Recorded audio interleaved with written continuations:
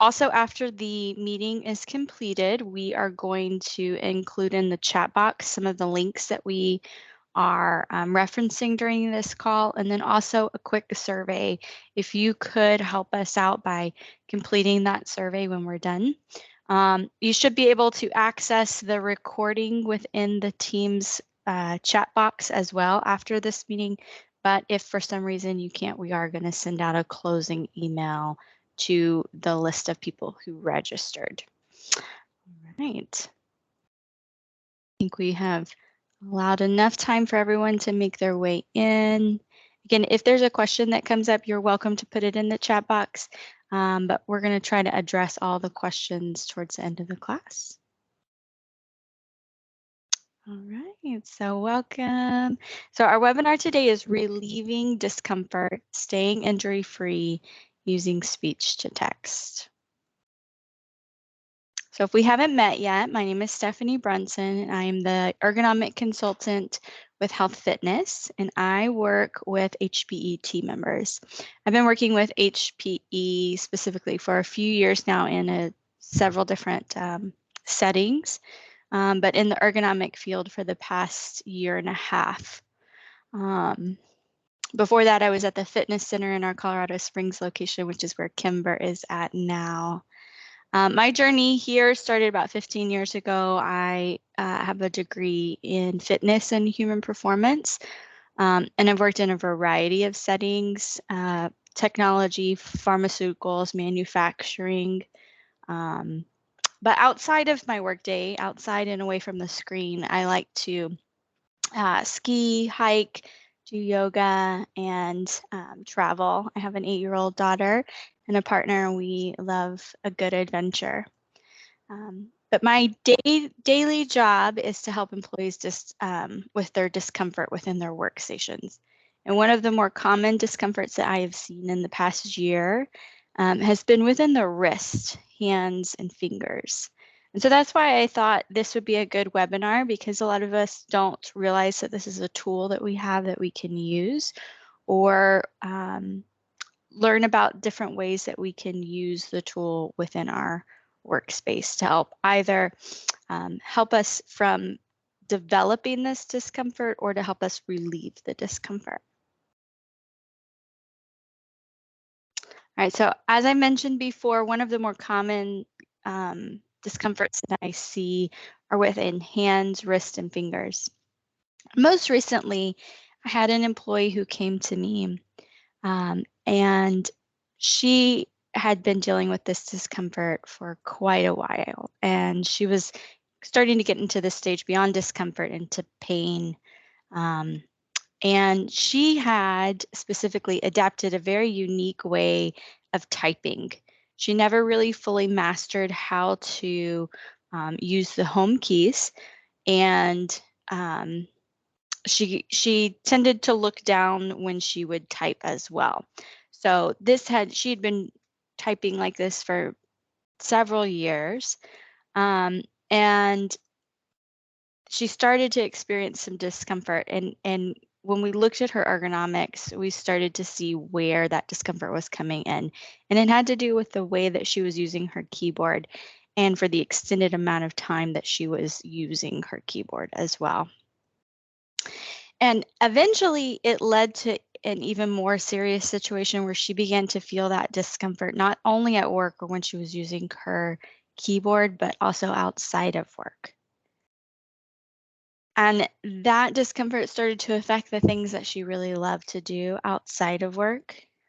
So cooking, playing music, doing crafts, her exercise routine, and it was unfortunate because it really started to affect her overall sense of well-being.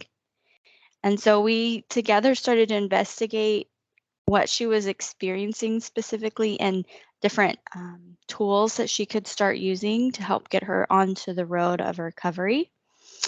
But it's unfortunate when we see those situations, especially if they've gone on for a long period of time. So that brings us to what it was that she was experiencing, what it was initially that she started to feel, months ago. And And what that was is something we call repetitive stress injuries. So let's take a little bit of time to kind of look at what a repetitive stress injury is. So a repetitive stress injury is pain that's caused by repetitive movements within the body. And we commonly see them in the joints. So fingers, hands, wrists, elbows, arms, shoulders, and knees. Um, you know, my job, I typically see them in the fingers and hands, wrists and elbows, and sometimes in the arms and shoulders, depending on how the workspace is set up. But the good news here is that they are typically not permanent and they can improve when we apply time, rest, ergonomic education, and some behavior modification. So if we catch these repetitive stress injuries early, we can do some things and get onto the road of recovery pretty quickly. But if we let them linger, we can start to develop some more serious issues. And so repetitive stress injuries can lead to things like tendinitis, carpal tunnel syndrome, tennis elbow, golf elbow, trigger finger, and thumb finger. And that's when there's another stage that has to come into play. And we have to start thinking about, a longer term treatment plan for that. And that is well beyond my scope. So we want to think about how we're feeling when we're experiencing some of those repetitive stress injuries and not avoid the discomfort, but investigate the discomfort a little bit further. So one of the tools that we can use that can actually help us to avoid these situations altogether is speech to text. And it's a frequent recommendation that I make, especially with someone who's dealing with something in the upper body. And speech to text can help reduce our reliance on using our hands and fingers and wrist. It can allow for more rest, especially if you're already feeling a discomfort. I know for myself, there was last year, I hurt my wrist when I was shoveling snow. And I was very grateful because I was able to use my tools, speech to text, and actually switched hands that I was mousing on. And I was able to rest that hand for the week, and it was better.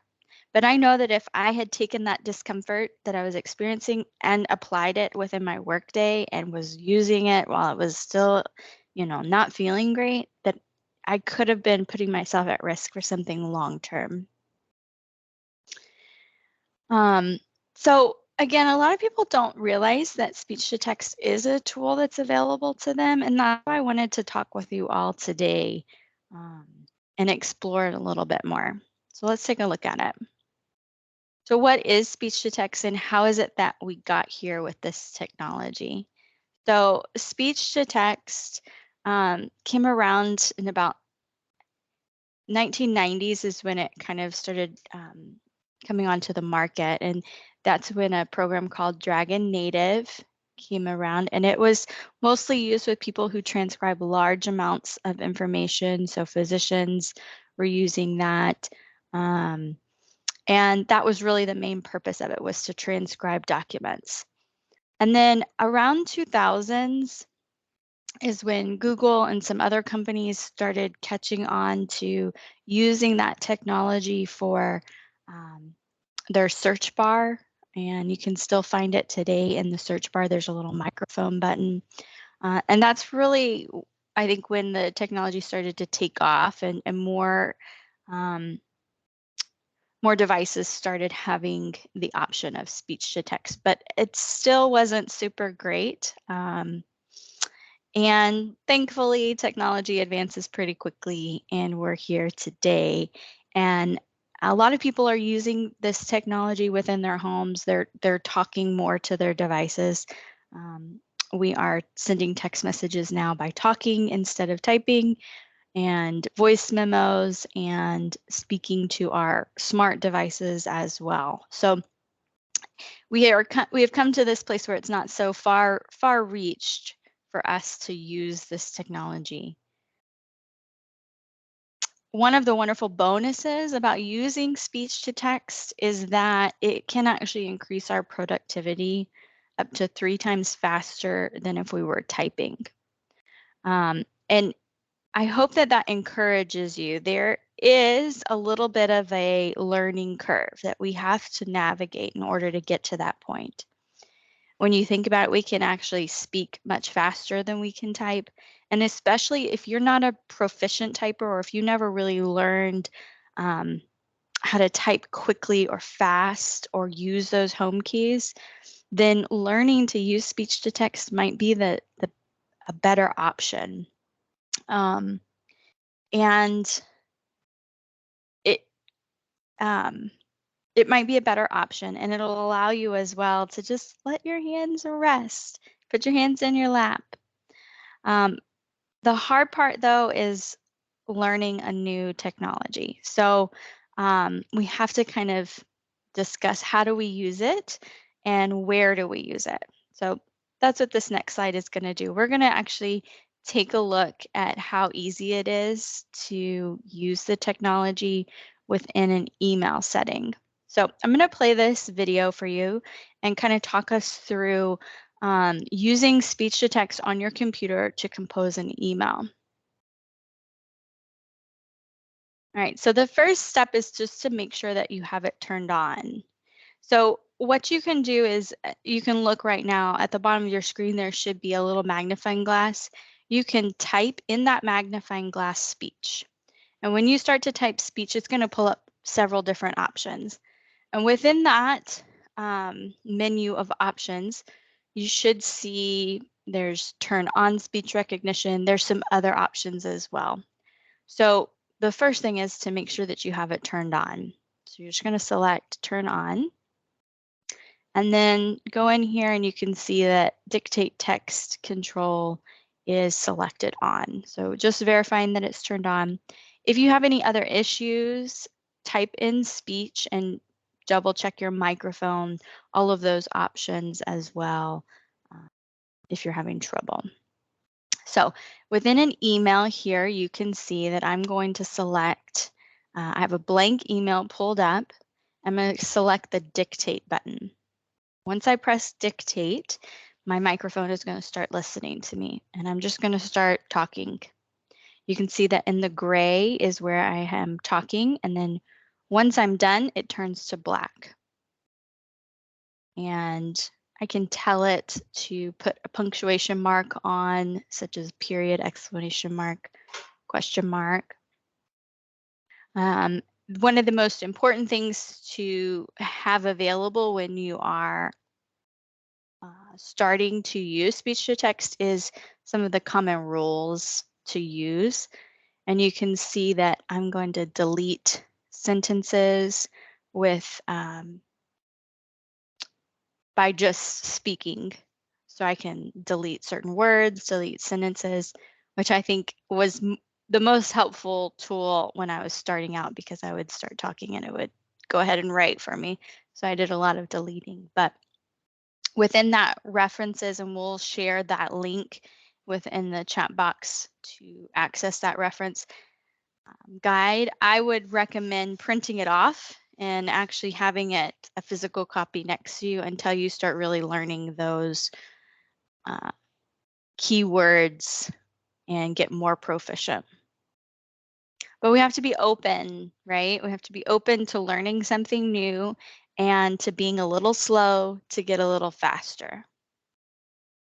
All right, so let's look at some different ideas of where you can start to incorporate the technology. So, I mentioned text messages on your phone.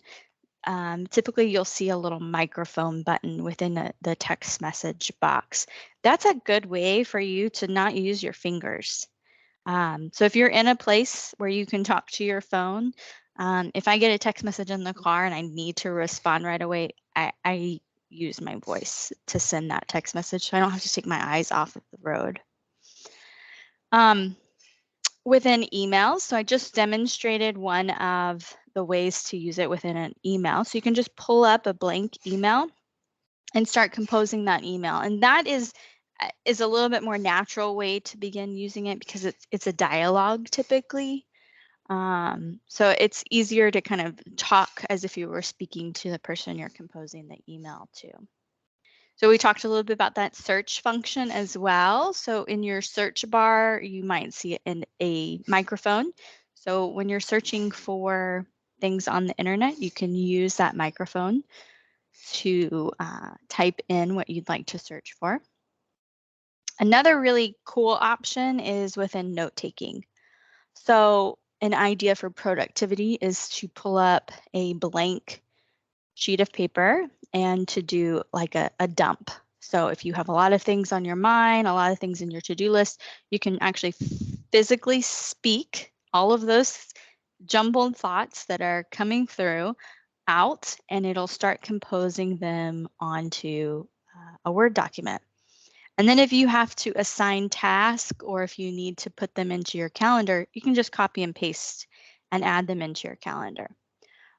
Or if you're reading through a document and you want to pull information out and put it into a note, you can have a note document pulled up and you can start reading through. And as you see something that you want to make a note of, you just start speaking and it'll add it. Also within OneNote, if you are a OneNote user, that is an option as well.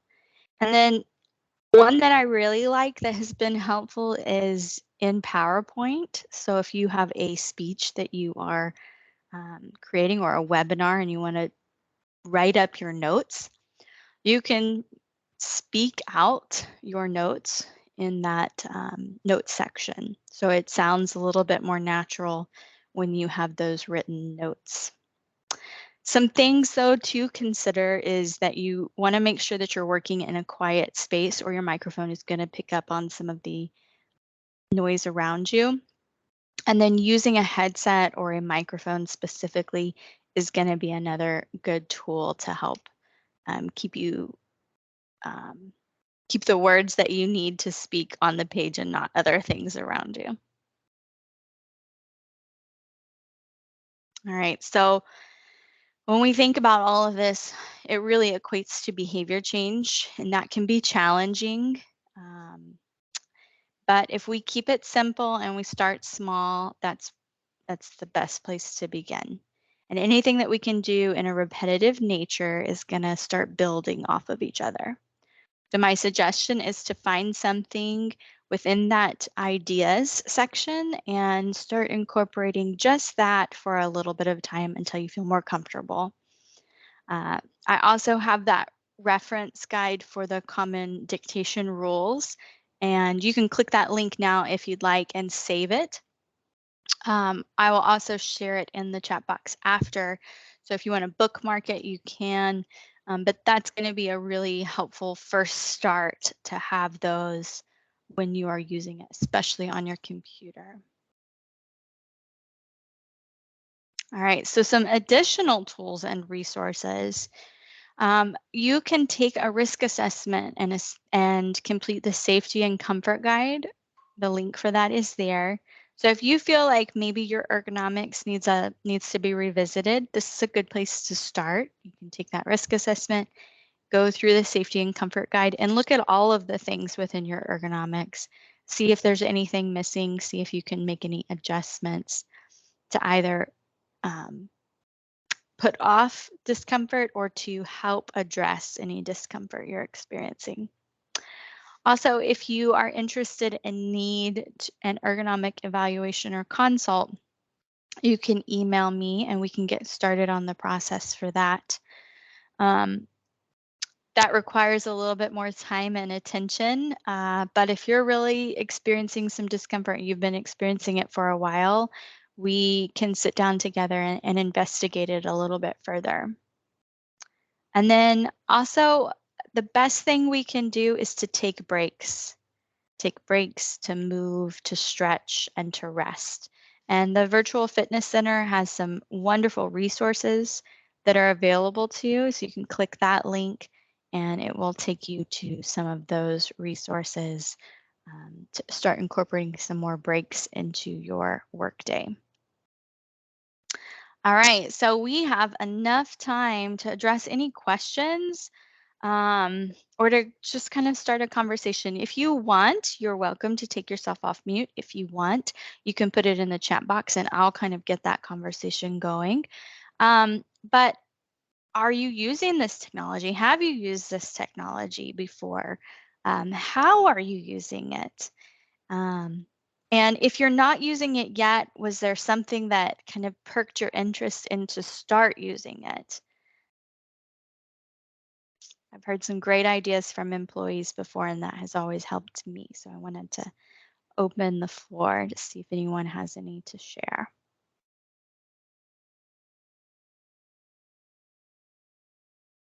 Hey, I was using it on when I was texting, but then I got an update from my phone, and then it asked me to give Samsung permission to use that. So I stopped doing it because I didn't want to give it permission. But you know, I do want to try to use it more like on emails and stuff like you showed. I think it will help too. Awesome. Thanks for sharing that, Peter. Yeah, and that's a good point too. Sometimes there's restrictions, sometimes there's extra settings that you may not feel comfortable with, and that's okay too. I know that I believe we're not allowed to have Cortana on our computers, which is a different speech function. But within our Word documents and emails, we can use that speech function.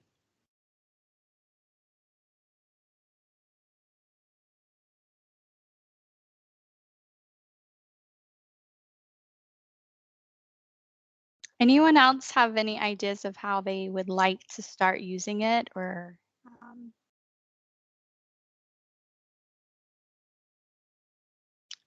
feel free to share? It kind of inspires some of us sometimes. I just have a question. Go ahead. Oh, sorry. I do a lot of notes on OneNote, and so I'm looking forward to trying to use it on OneNote. Awesome. That's great. Do you know if there's any tips on how to use it with the Outlook address book for actually putting in names and things? I don't. I've actually never done that part of it. Yeah. And I do think there's so much more to it that I do not have experience with. So yeah, that's a great question. I've just manually put in. Yeah.